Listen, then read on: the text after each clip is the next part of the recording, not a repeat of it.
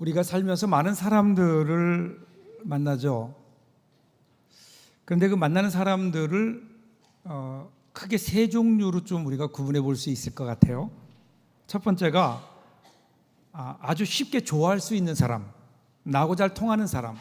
그래서 very easy to love, 사랑하는데 쉬운 사람들이 있죠. 사랑하기 쉬운 사람, 나를 잘 이해해줘요, 잘 통해요, 나를 존중해주고 그 사람을 만나면 기뻐요. 이런 사람에게 마음이 가는 것은 당연하겠죠. 이런 사람들은요, 뭐 사랑하려고 애쓰지 않아도 그냥 마음이 가요. 근데 주위에 이런 사람들만 있으면 얼마나 좋겠어요. 근데 그렇지 않은 사람도 있다고요. 나를 힘들게 하는 사람들. 그러면 이게 쉽지 않아요. Hard to love. 사랑하는데 힘들어요. 이때는 사랑이 감정이 아니라 선택이 돼야 돼요. 자연스러움이 아니라 의지가 거기에 동반돼야 되는, 그러지 않고는 사랑하기 참 어려운. 그래서 정말 사랑하고 싶은데 그러한 사랑이 잘 안 되기 때문에 사랑이라는 단어가 점점 마음속에 무겁게 다가와요. 무겁게 나가고. 그런 사람들 있죠. 있으면 고개 좀 끄덕거려 봐요. 여기까지는 그래도 견딜만 해요. 근데 그 사람 가운데 사랑하기에 불가능한 사람들이 있어요. It's impossible to love. 그러니까 내 힘으로 도대체 이해가 안 돼요. 저 사람이 왜 저러는지 이해가 안 돼요. 보는 것 자체가 너무 힘든, 내가 받아들일 수 없는 사람들도 있죠. 그래서 우리는 선을 그어버리잖아요. 너는 여기까지다, 여기까지다. 여러분 주위를 가만히 한번 보세요. 여러분 주위에 어떤 사람들이 많나요? 여러분 주위에는 어떤 이 세 종류 가운데 어떤 사람들이 많나요? 우리 주위를 보면 그런데 이런 사람들이 있어요. 직장에도 있고요, 교회에도 있고요, 심지어는 가정에도 있어요. 가정에도 좋아하는 사람, 불편한 사람, 피하고 싶은 사람. 그러다 보니까 우리는요, 자연스럽게 이렇게 생각해요. 좋은 사람은 가까이 하고 힘든 사람은 멀리 한다.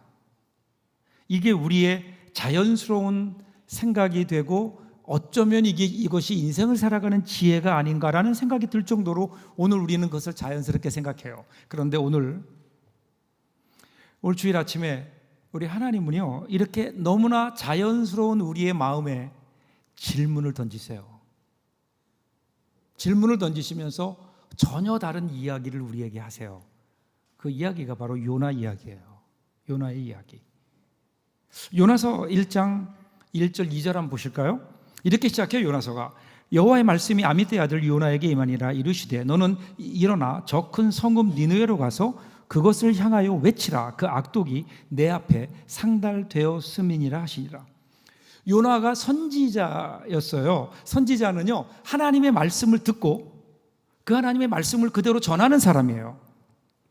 자, 어느 날 이 요나에게 하나님 말씀이 임했는데 그 말씀의 내용이 뭐라고요? 니느웨로 가서 외쳐라. 니느웨로 가서 내 말을 전해라, 이거예요. 그런데 결과적으로 보면 요나는요, 하나님 명령에 순종하지 않아요. 왜 순종하지 않았을까요? 여러분 그 이유가 뭘까요? 그 이유가 조금 뒤로 넘어가시면 4장 2절에 보면 이렇게 자기의 심경을 얘기해요. 여호와께 기도하여 이르되 여호와여, 내가 고국에 있을 때에 이러하겠다고 말씀하지 아니하였나이까? 그러므로 내가 빨리 다시스로 도망하였사오니 주께서는 은혜로우시며 자비로우시며 노하기를 더디하시며 인애가 크시사 뜻을 돌이켜 재앙을 내리지 아니하시는 하나님이신 줄을 내가 알았음이니이다. 이게 무슨 뜻일까요? 하나님, 제가 이렇게 될 줄 알았잖아요. 제가 가서 니느웨에 가서 하나님 말씀을 전하면 니느웨 사람들이 그 말씀을 듣고 회개하고 돌아오면 하나님이 용서해 주시고 그들을 구원해 주실 것을 내가 알잖아요. 하나님, 그래서 내가 안 가겠다고 이렇게 고집한 거 아니에요.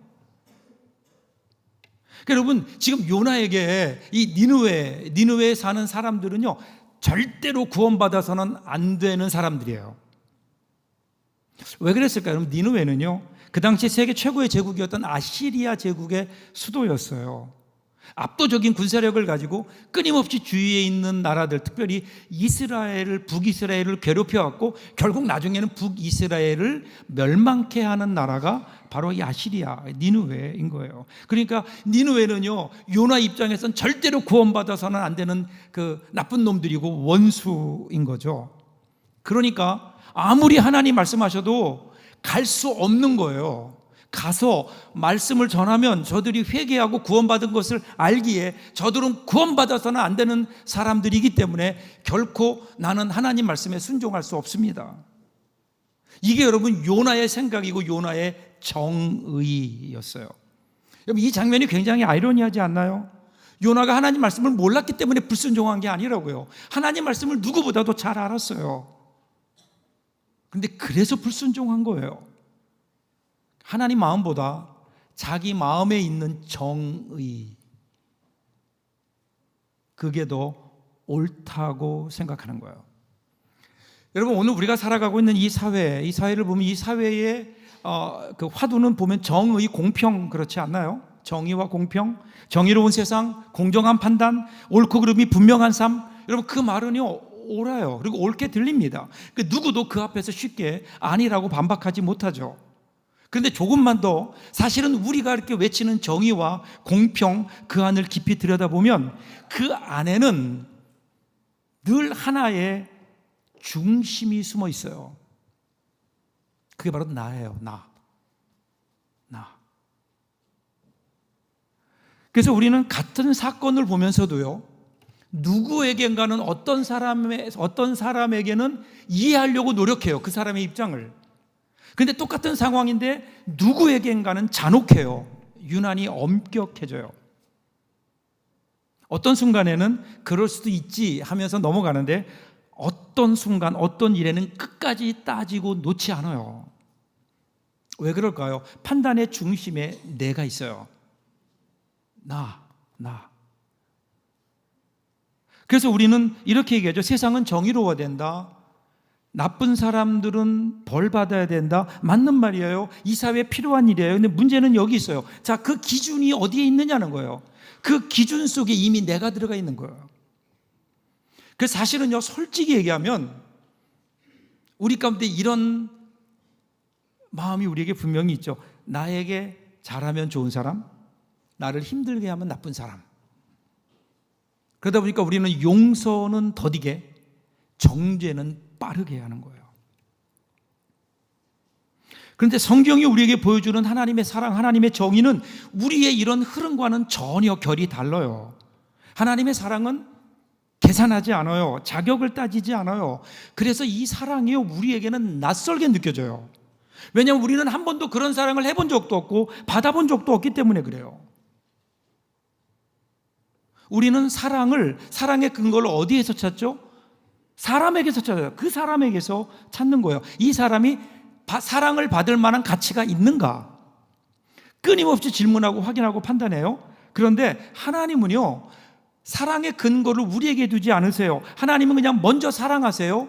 그리고 나서 그 다음에 의미를, 뜻을 만들어 가세요. 그래서 우리는 이 하나님의 사랑이 낯설어요.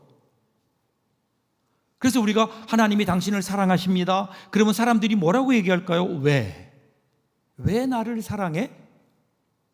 내가 하나님의 사랑을 받을 만한가? 솔직히 하나님의 사랑을 받을 만한가라는 질문에 그래라고 대답할 수 있는 사람이 얼마나 될까요? 저는 자신 없어요. 근데 하나님은 여전히 내 삶을 보면 그럼에도 불구하고 하나님의 사랑은 여전히 나의 인생 가운데, 나의 삶 가운데 흐르고 있다고요. 그 하나님의 사랑이 현존하고 있어요. 그 사랑이 나를 붙들고 있어요. 사실 우리가 그 사랑으로 말미암아 구원받은 거 아니에요. 우리가 아직 죄인 되었을 때에 그리스도께서 우리를 위해 죽으심으로 하나님께서 우리에 대한 하나님의 사랑을 확증하셨다 그랬잖아요. 그러니까 우리가 괜찮아지니까 회개하고 하나님의 사랑을 받을 만한, 하나님의 구원을 받을 만한 존재가 되니까 하나님이 사랑하신 게 아니라고요. 우리는 여전히 죄인이고 우리는 여전히 하나님의 사랑을, 하나님의 그 은혜를 받을 만한 아무런 조건도 없는데 그냥 하나님께서 우리를 향한, 하나님 당신도 주체할 수 없는 사랑으로 우리에게 찾아오시는 거 아니에요? 그래서 우리에게 사랑을 흐르게 하시는 거 아니에요? 이 사랑을 알게 될 때 사실은 우리가 달라져요. 조금씩 달라지는 거 아니에요? 나 중심의 정의에서 하나님의 사랑으로. 그래서 우리의 삶 속에는 어떤 거창한 변화, 어떤 결단이 아니라 이 사랑을 아는 사람들은요, 그러기에 그 사랑에 합당한 삶을 살려고 노력해요. 어떻게 하는 걸까요? 조금 덜 판단해요. 그리고 조금 더 사랑해요. 그리고 무엇보다 이미 내가 사랑을 받고 있는 존재이기 때문에 그 사랑을 흉내라도 내면서 살려고 노력하는 사람들, 그 사람들이 그리스도인들 아닐까요? 그래서 하나님은 우리에게 말씀하세요. 11절 보세요. 4장 11절이에요. 하물며 이 큰 성읍 니느웨에는 좌우를 분별하지 못하는 자가 12만여 명이요 가축도 많이 있나니 내가 어찌 아끼지 아니하겠느냐 하시니라. 여기 보면 아낀다, 이 말을 가만히 보면요, 이 말은 단순히 감정 그 이상이에요. 그 이상의 어떤 깊이가 느껴져요. 이 아낀다라는 말과 같이 나오는 말이 뭐냐면요, 좌우를 분별하지 못하는 자예요. 이 말은 단지 그냥 거기에 있는 어린 아이들을 의미하는 게 아니에요. 거기에 있는 방향을 잃고 어디가 어디인지 모르게 살아가고 있는, 좌우를 분별할 수 없는 인간의 상태를 말하고 있어요. 무엇이 옳은지 알지 못해요. 어디로 가야 되는지도 잘 몰라요. 그냥 그 순간 바람 부는 대로 그 순간의 선택 속에서 이리저리 흔들리는 존재. 그런데 하나님은 그들의 그 흔들림을 문제로 보지 않으셨다고요. 오히려 흔들림 속에 있는 사람을 안타까이 바라보시며 아끼셨다. 이 말씀은 니느웨 사람들만을 향한 고백이 아니에요. 오늘 우리를 향한 고백 아닐까요? 여전히 흔들리며 여전히 좌우를 분별하지 못하고 살아가는 우리들을 여전히 아끼시는 하나님의 사랑. 요나를 통해서 하나님 우리에게 이것을 말씀하죠. 이 아낌이라는 것은 포기하지 않는 마음이에요. 기다림이에요. 가능성을 바라보는 거예요. 여러분, 이 시선 속에서 우리는 비로소 다시 한번 우리 인생의 방향을 찾을 수 있죠. 신앙이 뭘까요? 여러분, 신앙이라고 하는 것은 물론 우리가 나와서 예배하는 것, 성경 보고 찬송하는 것도 중요하지만 우리의 생각이, 우리의 시선이 바뀌는 것 아닐까요? 우리의 시선이 하나님의 시선으로 바뀌어가는 것. 한번 오늘 우리는, 여러분, 예수 믿은 지 우리가 얼마나 됐을까요? 그런데 우리의 시선은 예수님을 닮아 있나요? 하나님을 닮아가고 있나요? 아니면 여전히 나 중심으로 그냥 내 판단으로 세상을 바라보고 있는 건 아닐까요? 한번 좀 바꿔보면 어떨까요? 오늘 우리가 많은 사람을 오늘 만날 텐데 그때 조금 우리 마음에 안 드는 모습들을 보면서 그때 우리가 저 사람은 왜 저럴까? 왜 저럴까밖에 살 수 없을까? 한탄하고 판단하는 것이 아니라 그때 여러분 한번 혹시 저 사람에게 무슨 일이 있는 것은 아닐까? 저 사람에게도 내가 모르는 어떤 비하인드 스토리가 있지 않을까? 우리가 그렇게 바라볼 수 있다면 여러분 우리 삶의 관계는 달라지지 않을까요? 판단에서 이해로, 단죄에서 공감으로, 마치 하나님이 우리를 아끼시는 것처럼. 그럼 믿음과 삶 사이에는 생각보다 넓은 간격이 있는 것 같아요. 우리는 하나님을 믿는다고 말하면서도 사람을 대하는 방식은 전혀 그렇지 못해요. 그냥 교회는 다니고 하나님은 아는데 우리의 삶의 방식은 하나님을 따라가지 못하는, 누군가를 향해서는 우리의 마음이 열려 있지만 어떤 사람들 앞에서는 그냥 마음이 닫혀 있는, 같은 교회 안에 있으면서도 더 가까이 두고 싶은 사람이 있고 가능하면 거리를 두고 살며 누구에겐가는 마음을 닫고 살고 있지는 않은가. 그래서 우리는 사랑을 얘기하지만 선택적으로 한다고요. 우리의 모습을 보면 하나님을 믿는다고 하면서 하나님이 바라보시는 곳을 함께 바라보지 못하는, 여기서 우리는 우리에게 깊은 질문을 하나 해야 돼요. 나는 지금 어디 서 있는가? 요나의 자리에 서 있는가? 아니면 하나님의 시선에 좀 더 가까워지고 있는가? 요나는 하나님을 모르는 사람이 아니었다고요. 오히려 하나님을 너무나 잘 알고 있는 사람이에요. 그런데 그렇기 때문에 더 분명한 잘못된 자기 확신을 갖고 있지 않았나요? 그래서 스스로 판단해요. 저 사람은 안 돼. 저놈들은 구원받으면 안 되는 족속이야. 이 말은 단순히 분노의 표현이 아니라 스스로 결론을 내려버린 거예요. 근데 지금 하나님은요, 전혀 다른 방식으로 말씀하시잖아요. 나는 포기하지 않았다. 이건 단순히 어떤 희망적인 선언이 아니에요. 우리는 지금 우리의 모습으로, 우리의 감정으로 결론을 내리지만 하나님은 아직도 완성되지 않은 이야기로 그 사람을 대하고 계신 거예요. 그래서 하나님은 언제나 늦게 판단하시고 오래 기다리시고 끝까지 붙드세요. 신앙이 뭘까요? 신앙이란 우리가 얼마나 하나님을 많이 아느냐보다 얼마나 하나님을 닮아가고 있느냐 아닐까요? 누군가를 바라볼 때 하나님의 시선으로 바라보고 있는가? 여러분, 쉬운 일이 아니에요. 어쩌면 우리가 할 수 없는 불가능한 일일 수도 있어요. 그래서 하나님은 우리에게 완벽한 실천을 요구하시지 않으세요. 오늘 우리에게 작은 한 걸음을 요구하세요. 이해되지 않지만, 그래서 내가 마음속에 용서가 되지 않지만 미워하지 않기로 결단하는 마음, 당장은 떠나지 못해도 하나님 앞에서 정직해지려는 그 한 걸음.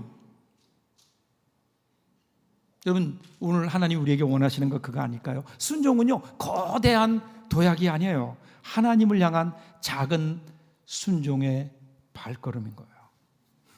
오늘이 어린이 주일이에요. 우리는 어린이들을 대할 때 관대하게 대하죠. 이유는 왜일까요? 왜 아이들을 보면 우리는 관대하게 대할까요? 아직은 아이들이 완성되지 않는 존재라는 생각 때문이에요. 그래서 넘어지면 일으켜줘요. 격려해줘요. 하다가 뭘 잘못해도 괜찮다라고 다시 기회를 주죠. 정정해주죠. 그런데 어른이 되면 달라져요. 어린이가 실수하면 아직 어려서 그래 라고 말하는데, 어른이 실수하면 너 왜 그래? 이렇게 하죠. 근데 하나님은 우리와는 다르게 대하십니다. 하나님은 어린아이들을 향해 너 참 소중하다라고 말씀하세요. 그런데 우리 어른들을 향해서도 너도 소중해 말씀하세요. 하나님 앞에서는요, 아직도 완성되지 않는 존재, 같은 존재인 거예요. 이게 여러분 하나님의 시선 아닐까요? 그럼 오늘 우리도 좀 그렇게 바라보면 어떨까요? 어린아이들을 바라보는 시선으로, 아직도 우리 스스로가 가지고 있는 우리의 연약함, 아직도 완성되지 못한 우리의 존재, 나에게도 그것이 있기에 나의 부족한 모습을 서로에게서 보는 마음으로 볼 수 있다면, 그리고 여러분 우리가 그렇게 해야 되는 이유는 하나님의 시선이 지금 나를 향하고 있다는 거예요. 무슨 말인가 하면요, 우리는 항상 나에게 상처를 준 누군가를 생각하는데 나도 누구에겐가는 상처를 준 사람일 수 있지 않을까요? 나도 누구에겐가는 부담이 되는 사람일 수 있지 않을까요? 그런데 하나님은 한 번도 우리를 그렇게 대하지 않으셨다고요. 너는 그러니까 안 된다라고 마음은 닫지 않으시고요, 항상 부족했던 자리에서 가장 어두웠던 순간에 하나님 우리에게 다가오세요. 오늘 우리가 그 사랑 받고 살고 있는데, 그 사랑으로 오늘 우리가 이렇게 살고 있는데, 이제 우리가 하나님의 그 사랑을 받은 자로서 요만큼이라도 흉내라도 내며 살아야 되지 않을까요? 우리 결단은 거창하지 않아도 돼요. 그런데 분명히 해야 됩니다. 하나님이 아직 포기하진 그 사람을 여러분이 먼저 포기하지 마세요. 여러분, 당장 사랑하지 못해도 괜찮아요. 금방 용서하지 못해도 괜찮아요. 금방 회복되지 않아도 괜찮아요. 이해가 되지 않은 채로 시간이 흐를 수도 있다고요. 다만 마음의 문 닫지 말라고요. 그 사람을 향해 여러분의 마음의 문을 조금 남겨두세요. 왜냐하면 하나님은 우리가 남겨오는 그 자리에서 일하시기 때문에 그래요. 문 닫지 마시고 하나님이 그 사이에 일할 수 있도록, 우리 인생 가운데 일하실 수 있도록 우리의 마음을 조금만 열어둔다면, 그러면 하나님이 우리 가운데 일하시지 않을까요? 그럼 어느 날 어느 날 우리는 놀라게 될 겁니다. 우리가 포기하려고 했던 그 관계가 회복되는, 우리 마음이 열려지는, 우리 가운데 이해와 용서가 우리 가운데 일어나는 은혜를 여러분이 경험할 수 있지 않을까요? 우리는 못하지만 하나님은 하신다고요. 그 하나님 앞에 우리의 마음을 드리며, 하나님, 나의 삶 속에 이 귀한 은혜가 있기를 원합니다. 그렇게 고백하며 이번 한 주간 동안도 그래서 좀 더 많은 사람들을 사랑하며 하나님의 시선으로 세상을 바라보며 품어주는 그런 귀한 은혜의 사람들 될 수 있기를 주님의 이름으로 축복합니다. 기도하겠습니다.